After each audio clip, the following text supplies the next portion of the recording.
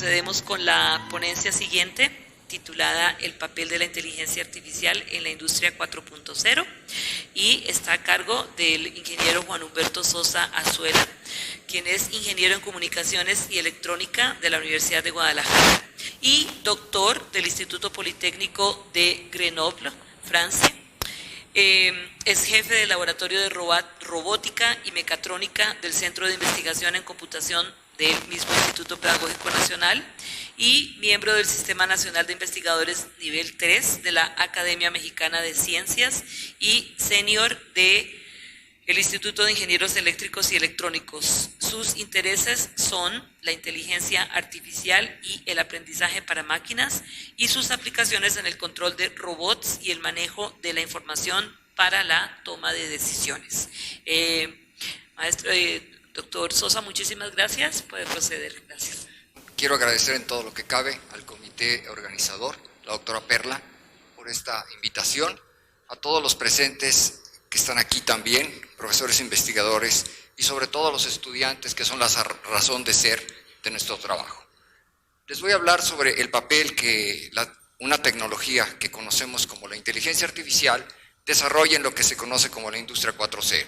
Sabemos que esta influye fuertemente en nuestras vidas, en nuestras industrias. Y esto se ha visto patente o se ha hecho patente a través de lo que se conoce como la automatización en las diferentes revoluciones, comenzando, como sabemos, por la primera, segunda y tercera, de las cuales daré un poquito más detalle. Y lo que hemos visto es que esta automatización lo que ha provocado es que aquel que la usa le lleva a adquirir nuevo conocimiento y desarrollo de habilidades y competencias. Entonces vemos aquí en esta gráfica cómo cada una de estas hitos lo que ha provocado es que el nacimiento de nuevas industrias, por ejemplo la eléctrica o la de la informatización, la del juego y demás. Hablemos un poco de la 4.0. ¿Qué es ¿qué sería esto? Bueno, primero tenemos que ver la automatización provoca que aquellos que la adoptan como aliado crezcan sus ganancias. Esa es una. Y esto se hace patente hoy por hoy en lo que se llama la industria 4.0, que no es más que la confluencia de un conjunto de tecnologías ya muy bien establecidas, como se muestra en esta gráfica o en esta otra, que van desde el Internet de las cosas, los datos masivos, la simulación, los sistemas de integración, la ciberseguridad, la realidad virtual y aumentada, finalmente el cómputo y la nube y cuestiones de robótica. Ok, la automatización, ¿qué es lo que va haciendo? Va provocando que haya cambios, sobre todo en el laboral, por ejemplo, que desaparezcan ciertos trabajos y que aparezcan otros. En el ámbito educativo, que desaparezcan ciertas carreras o que sean reformadas o que aparezcan otras. Y la persona tiene que ir adquiriendo nuevas habilidades de acuerdo al mundo globalizado en el que vivimos. Surge el nuevo actor, la inteligencia artificial. No debemos de verlo como un enemigo, sino como un aliado en los procesos, por ejemplo, de aprendizaje o en los procesos de preservación, de documentación. Eso voy a hablar más adelante. La inteligencia artificial tenemos que ver como una de las tendencias que definen lo que somos hoy en nuestros días. Y en los últimos años, por ejemplo, en los últimos 10, vemos que hay sistemas o robots que pueden hacer ciertas cosas con el mismo nivel de expertise que nosotros los seres humanos, o a veces mejor. Por ejemplo, detectar y reconocer caras, por ejemplo, conducir con bastante confiabilidad autos durante ciertos tramos, por ejemplo, jugar bien a juegos como el ajedrez, el Go o el shogi, que se hicieron famosos cuando AlphaZero ganó a los correspondientes campeones mundiales. O estos que son capaces de jugar muy bien, por ejemplo, al póker, que han sido premiados en ciertos años con grandes premios. O estos otros que también pueden ya dominar casi al 100% al estándar de la gente. Eran juegos que eran atribuidos solamente al ser humano y que ahora ya son también del ámbito de las máquinas. Es indudable, entonces, que para algunas ciertas cosas la inteligencia artificial puede ser una herramienta muy útil para resolverlas, y de eso vamos a hablar más adelante. ¿Cuál es el origen de esto? A unos 70 años, cuando en Manchester, estas dos personas que están ahí diseñan los dos primeros juegos para jugar a las damas y al ajedrez, basándose en sistemas de reglas en una Ferrante Mark I, que ahora es una máquina de museo. ¿Qué será la inteligencia artificial? Bueno, pues debemos de verla como la ciencia, por un lado, y por otro lado como la ingeniería de las máquinas que actúan de manera inteligente, aquellas que pueden tomar decisiones apropiadas en circunstancias inciertas aquellas que son capaces de aprender a través de sus experiencias pasadas. ¿Quién acuña el término? Estos tres señores en el 56 en Dartmouth organizan un congreso y se tratan toda una serie de temas que al final dicen ellos, ¿cómo le vamos a llamar a todo esto? Bueno, pues le vamos a llamar inteligencia artificial. Ok, ¿cuáles serían aplicaciones comerciales? Vamos a ver lo que nos dice una industria de prospección tecnológica, Gartner, hace una predicción interesante. El año que viene, al menos un 30% de todas las compañías a nivel mundial utilizarán inteligencia artificial en sus procesos de venta. Así que, no importa prácticamente cualquiera de las áreas que hagamos, y señalo la 14 porque es del interés del público aquí, ya también esta se ve afectada positivamente por la inteligencia artificial para, por ejemplo, hacer preservación y uso optimizado de archivos digitales. Sin embargo, existen retos para su implementación. Y esos, aunque tenemos mejor poder de cómputo, número uno, tenemos mejores datos, más datos, y tenemos mejores técnicas, todavía hay camino que recorrer. Y tiene que ver todavía con los datos, número uno, tiene que ver con la parte multitarea, número dos, y tiene que ver con el hardware.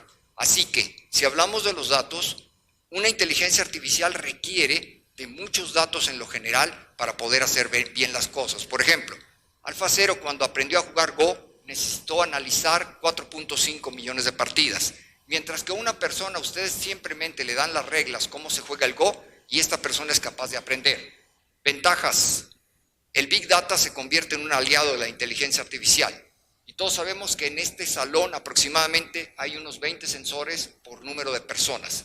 De tal manera que todos esos datos que son captados a través de micrófonos y cámaras son subidos a la nube y son utilizados por los aconsejadores, los recomendadores y demás para poder hacer sugerencias. Ok, el otro problema tiene que ver con la multitarea. Usualmente o normalmente un sistema de inteligencia artificial es bueno para una cosa, por ejemplo para jugar ajedrez, pero no es bueno para conducir un auto. Entonces ustedes tienen que olvidar cómo hacer una cosa para poder aprender la otra. Un ser humano es capaz de cambiar de una tarea a la otra, por ejemplo cualquier niño sin ningún problema. Es aquí cuando las redes neuronales, por ejemplo las redes neuronales progresivas, se convierten en un aliado para poder no borrar ese conocimiento, sino sumarlo al otro de manera incremental para poder hacer tareas multitask. Finalmente, la parte de hardware. Aunque cada vez nuestras computadoras son más poderosas, todos traemos en nuestro bolsillo una computadora que le llamamos erróneamente ya teléfono, es una costumbre. Estas computadoras tienen algunas características que se convierten en sus desventajas. Por ejemplo, siguen haciendo operaciones muy sencillas de manera muy rápida y siguen utilizando programas de cómputo. Es así que deben de surgir nuevos paradigmas de cómputo. Ahí tengo abajo unos, como son por ejemplo el cómputo cuántico, el cómputo DNA, el cómputo óptico, el cómputo neuromórfico. Muchos de ellos ya no requieren programación. Se ejecutan simplemente a través de sistemas físicos que permiten, por ejemplo, que los problemas sean resueltos en tiempo real. Ok, si alguien de aquí es un empresario, tiene que saber que una de las cosas más importantes, si quiere, por ejemplo, gente que haga inteligencia artificial, debería de saber cosas como lo que está ahí. De hecho, un especialista debería de hacer eso. Todo eso, más todos los conocimientos básicos de mate, de programación y demás. Es así que en los últimos tiempos vemos cómo surge a nivel nacional, y no solo nacional, sino a nivel mundial, toda una revolución de programas de educación. Aquí hice un listado muy somero de los programas que en inteligencia artificial y en ciencia de datos están establecidos en algunas de nuestras casas de estudio. Y cómo otras instituciones, las últimas, ya en el año que viene o en 2 años ya están arrancando carreras relacionadas y posgrados también. Ok, hablemos ahora de otro aspecto, ética. La ética sabemos que tiene que ver con el uso de las herramientas en beneficio siempre del ser humano. Así que, número 1, si yo soy un experto en inteligencia artificial, debería de diseñar sistemas centrados en el ser humano que lo beneficien y no en su perjuicio. Así es que, número 2, en contraposición, no deberíamos de diseñar armamento militar, sobre todo de destrucción masiva. No deberíamos de usar, por ejemplo, para hacer manipulaciones sobre la gente, como son, por ejemplo, en las elecciones. No debería de ser usado, por ejemplo, en cuestiones de contratación, porque puede haber sesgos en los algoritmos y demás. Eso sabemos que es algo que está ocurriendo. Debemos de estar enterados de de los alcances que tiene, por ejemplo, la inteligencia artificial local y la inteligencia artificial global, que es la tendencia que tenemos hacia finales de este siglo. Debemos de regular el cómo se usan ciertas tecnologías, por ejemplo, el reconocimiento facial, para no invadir la privacidad de las personas. Debemos de establecer grupos de ética, ¿verdad?, que regulen precisamente nuestras empresas, gobiernos e instituciones educativas el uso de tecnologías de largo alcance, que no son como una piedra o un cuchillo, que tienen un corto alcance, sino que son tecnologías que tienen un alcance global a nivel mundial y futuramente a nivel sistema solar. Desgraciadamente, ustedes pueden observar que por cuestiones económicas hay empresas que un año pueden establecer un grupo de ética y al siguiente año, desgraciadamente, lo disuelven. Se los dejo. ¿Por qué ahora es el tiempo de la inteligencia artificial? Bueno, estas son tres razones, primeramente, porque tenemos mejores capacidades de cómputo, porque tenemos cada vez más y mejores datos, y porque tenemos cada vez mejores técnicas para ese procesamiento de datos. Por ejemplo, el cómputo profundo. Vean lo que nos dice Gartner. Detecta que una de 4 empresas ya la usa o tiene planeado usarla, y que el 73% del desarrollador que no la usa planifica usarla a partir del año pasado. Eso es un hecho, que no lo digo yo, lo dicen empresas de prospección. Porque se utiliza en múltiples soluciones. Les voy a pasar una especie de película para que ustedes lo vean. Ustedes se van a encontrar con robots de todos tipos, por ejemplo, este otro. Vean ustedes qué interesantes robots. Este que lleva la cena, este que puede llevar las pizzas, este que es utilizado también por FedEx para llevar diferentes productos a través de drones. Estos son los próximos drones de Uber Eats. Aquí tenemos este muy interesante que yo voy a tratar de comprármelo, ¿verdad? Una maleta inteligente que me puede seguir como un perrito, llevándome las cosas y así no la tengo que acarrear. Vean estos que pueden ayudar en el hogar o a las personas que no caminan. Este otro también es magnífico. O este otro proyecto que tiene Intel, aparentemente para hacer un bypass inteligente para aquellas personas que no caminan. En el área médica también los vemos. Estos que están aquí para hacer diagnósticos, auxilio en el hospital, ayuda a personas con enfermedades crónico-degenerativas, diagnósticos médicos anticipados. Aquí están otros, por ejemplo, para detectar a través de aplicaciones riesgos en el corazón. Estos que pueden diagnosticar enfermedades en los ojos, una app instalada en su teléfono, vulnerabilidades en las redes de cómputo para su parche, detección de noticias falsas y, ¿por qué no?, lo contrario, generación de noticias falsas para manipular a la gente. También eso es un hecho. Y la que sigue les va a ser de interés a ustedes. Este es el primer libro escrito por una inteligencia artificial. Ella hizo un análisis de internet, escogió el tema. Es un experimento muy interesante que realizó Goethe Universität junto con Springer Verlag. Al ascenso del reportero, los estacionadores automáticos, los detectores autónomos de personas que caminan, los que evitan o tratan de evitar atropellar a las personas, que corren a grandes velocidades, los próximos prototipos de taxis, repartidores, basureros y demás, los próximos prototipos de nivel 4 de navegación, como son este de Toyota o este otro de Rolls Royce, si tenemos el dinero para adquirir una nave como esta sin volante. Imagínense lo que se nos viene. Esta bicicleta que no es de nadie, en Beijing ya está operando y que simplemente yo la llamo, me subo y me voy a mi destino y la dejo que la bicicleta siga conduciendo. Los que juegan bien, o estos Nature nos avisa que ya no hay límite para los bots que pueden jugar bastante bien en curso al Texas Hold'em, y donde nos advierten que los bots superhumanos nos pueden superar y ganar y quitarnos el dinero.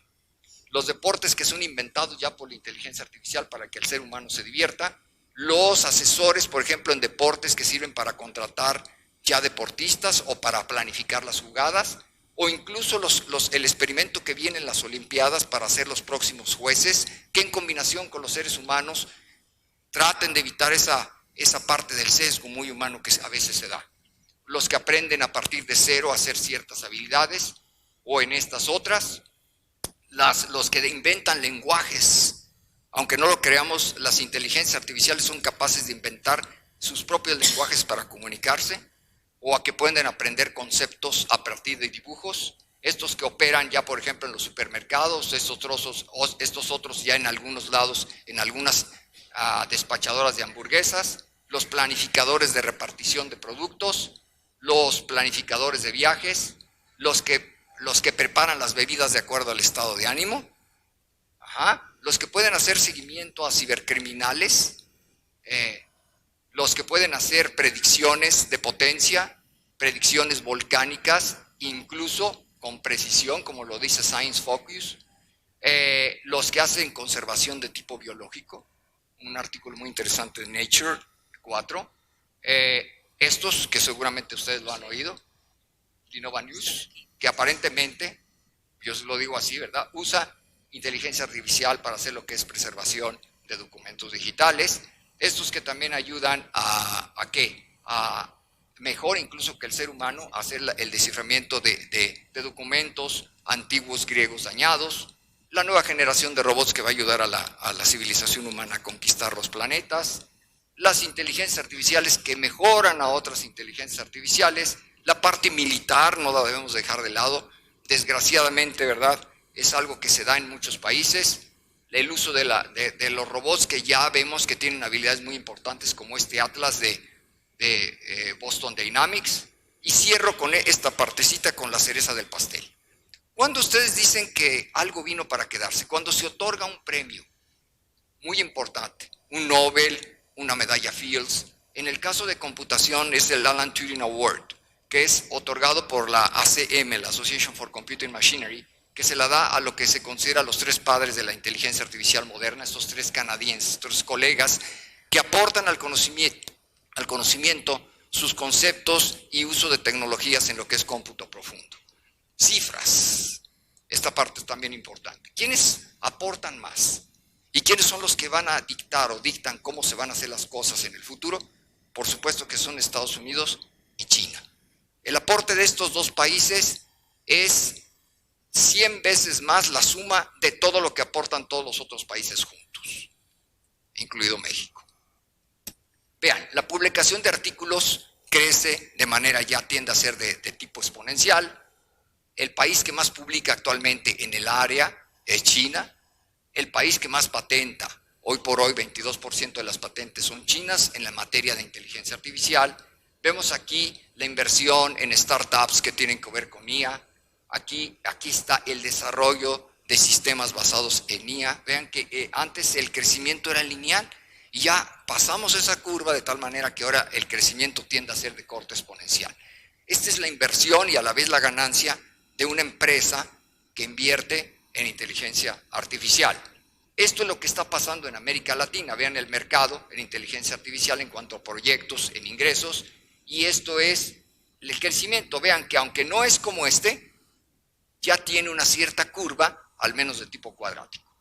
¿Quiénes son los países más robotizados? Ya no son los grandes países, ahora son aquellos pequeños, como son por ejemplo Corea y Singapur, son los que están a la cabeza. Ya los países grandes como Japón, Estados Unidos ya pasan abajo. ¿Dónde estará México en cuanto al uso de robots? No a la producción, pero sí al uso. Estamos, según las cifras, en el puesto 30º con 33 robots por cada 10,000 habitantes, mientras que Argentina tiene 36, tiene 16 como por cada 10,000 y aparentemente se nos dice aquí que son 11 por cada 10,000 en la parte de Brasil, en el 38º lugar. Hablamos de robots de tipo cobótico, son aquellos robots que nos ayudan a hacer cosas. Para reflexión, tarde o temprano, un algoritmo o una máquina reemplazará a la gente en las actividades que hace. Esa es una reflexión, puesto que dijimos que la automatización es lo que provoca cambios. Y en el ámbito laboral tenemos que tomar en cuenta que del 2025 al 2035 son 10 años en donde es un periodo crítico para el trabajo tradicional, en donde muchos de estos trabajos tradicionales se dice que van a desaparecer y otros van a aparecer. ¿Cuáles serán estos? Bueno, veamos lo que dice el World Economic Forum. Nos dice que el año pasado el 29% de las actividades las hacía ya un bot, mientras que el 22 va a ser el 42%, y vean ustedes la tendencia. El 25 ya el 50% se va a invertir, el 50% de las actividades las va a desarrollar un bot. ¿Qué nos dice el Universal? En un estudio que el Universal hizo hace unos días, advierte que el 68%, o sea, Banxico lo hace, el 68% de nuestra población lleva a cabo labores con alta probabilidad de reemplazo. Si ustedes las ven ahí, la naranjada, esas actividades asociadas al agro y al forestal son las que tienen la probabilidad más alta de ser reemplazadas. ¿Qué nos dice Expansión? Nos dice que estos son los trabajos que van a ser reemplazados más rápidamente. Puede llegar una persona diciendo, yo soy un traductor profesional o un intérprete que interpreto del español al inglés y soy profesional, y del inglés a español. Y yo puedo sacar un teléfono ahora que le digo, mire, esto lo hace en 50 idiomas y lo hace bien. Entonces, eso es lo que se nos está viniendo. Vean ustedes, entonces, la revolución a la cual nos estamos enfrentando. Este más o menos es un análisis de probabilidad de carreras tomadas al azar, donde ustedes pueden ver que hay unas que tienen una muy alta probabilidad de ser reemplazadas y hay otras que están muy bien protegidas. Ahorita voy al detalle. Vean, por ejemplo, ustedes se van a dar cuenta que las más protegidas son todavía las de los profesores. Yo soy profesor, así es que, pues qué bueno, ¿verdad? Gracias a Dios todavía estoy protegido en ese sentido. Pero ¿esto qué quiere decir? Si vemos la siguiente gráfica, vemos que podemos taxonomizar a los trabajos de dos maneras. Aquellos que son automatizables y aquellos que no lo son. Aquellos que lo son los que no tienen cuellos de botella. Por ejemplo, podemos ver aquí a los operadores telefónicos, a los cajeros, entre otros. Mientras que del otro lado tenemos aquellos que tienen cuellos de botella que requieren cuestiones creativas, cuestiones de interacción con las personas, como son los médicos, los profesores y demás, ¿vale? Entonces, ustedes ya se van a dar cuenta quiénes todavía están bastante protegidos con respecto a esto. Ok, ahora, no podemos decir que una tecnología como tal puede resolver cualquier problema. Toda tecnología, aunque se vea muy poderosa, tiene sus límites. Y en cuanto a límites, por ejemplo, este CEO de Google nos dice que todavía la inteligencia artificial es una tecnología para ciertas tareas y él la considera estúpida. Esto mismo, de alguna manera, lo enfatiza Steve Wozniak, uno de los co-creadores de Apple, ¿verdad? En donde él dice, al menos en el área de automotriz, él retira la inversión, por ejemplo, del desarrollo de autos autónomos, porque dice, en lo que yo esté vivo, no va a haber carros autónomos todavía en nivel 6. Entonces, ¿para qué estoy invirtiendo en esto? Mejor me dedico a hacer otras cosas que sí pueda vender. Aquí, por ejemplo, cuando hay cuestiones de exámenes que requieren razonamiento como este, a la inteligencia artificial le cuesta trabajo. ¿Qué es lo que hemos hecho a lo largo de esta pequeña plática? Simplemente hemos rascado, ¿verdad?, lo que se nos viene, la superficie de un fenómeno tecnológico que se nos viene. Y el cómo precisamente la inteligencia artificial afectará nuestros días, Kevin Kelly lo predice en uno de sus libros de divulgación. Dice que conforme la inteligencia artificial se impregne en nuestras vidas, sin duda vendrá a ser que la nueva infraestructura que impulse la siguiente revolución industrial. ¿De cuál hablamos? ¿De la cuarta? No, de ninguna manera. Hablamos de la quinta revolución industrial, que tiene que ver con la economía circular. Nada se desperdicia. Lo que tenemos que aprender es a reutilizar todo de tal manera que nuestro mundo tienda a ser un mundo completamente autosustentable y ecológico, ¿vale? Esa sería la tendencia. ¿Qué se nos puede venir? Se nos puede venir una singularidad tecnológica, en donde la inteligencia artificial va a ser uno de los grandes actores. Debe de haber regulación en cuanto al uso de esta tecnología. ¿Dónde, cómo, por qué, con quién, cuándo debo de utilizarla? Los invito a que lean libros relacionados. Hay toda una cantidad de libros que nos hablan bastante bien de este tema, o estos otros que nos hablan de la singularidad tecnológica que se viene. Y es todo por mi parte. Muchas gracias. Muchísimas gracias por esta ponencia tan rica, compacta, pero con muchísima información y muy provocadora. Vamos a ver, parece que hay muchas preguntas.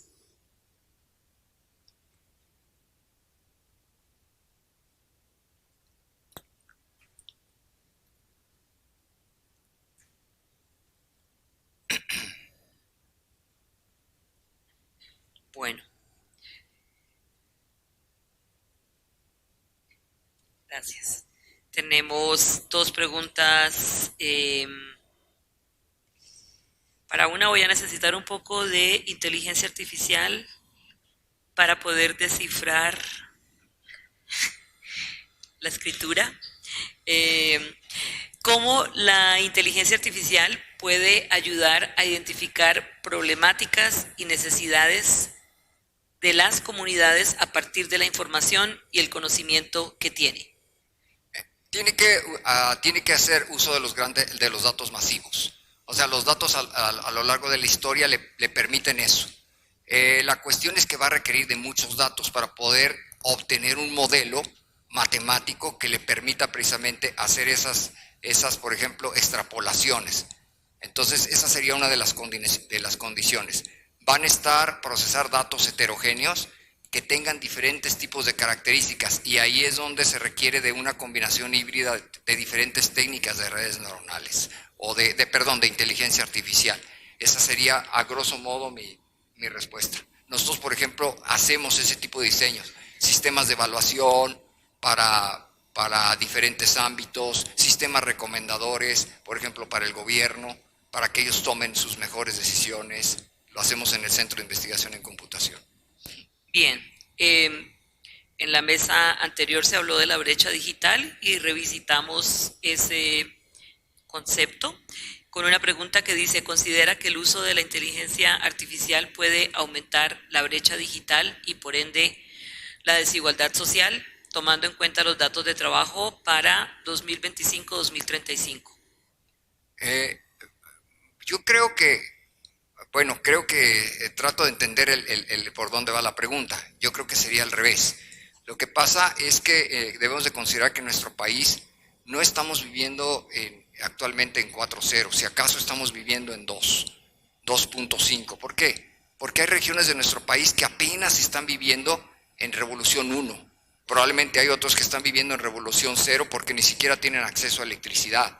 Otros no tienen acceso precisamente, por ejemplo, a Internet, o como ya dijo la colega, ¿verdad?, de las que intervinieron en el panel, no tienen acceso a computadoras de alto poder. Entonces, si consideramos eso, más bien lo que buscaríamos, incluso acaba de salir una noticia muy interesante, que habría que verificarla, si México invirtiera en investigación a nivel general, en particular en tecnologías como son estas, que son tecnologías de alcance horizontal, que impactan en todas las áreas del conocimiento, incluso la persona que hace esa aseveración dice que aumentaríamos nuestro PIB. Habría que verificarlo si eso es cierto, ¿no? Yo lo que creo es que más bien se refiere a un cambio de chip en la forma en cómo pensamos y cómo hacemos. ¿Hay alguna otra papeleta con preguntas flotando en el auditorio? ¿No? Bueno, muchísimas gracias y concluimos con la entrega de su certificado como ponente y un aplauso que pido.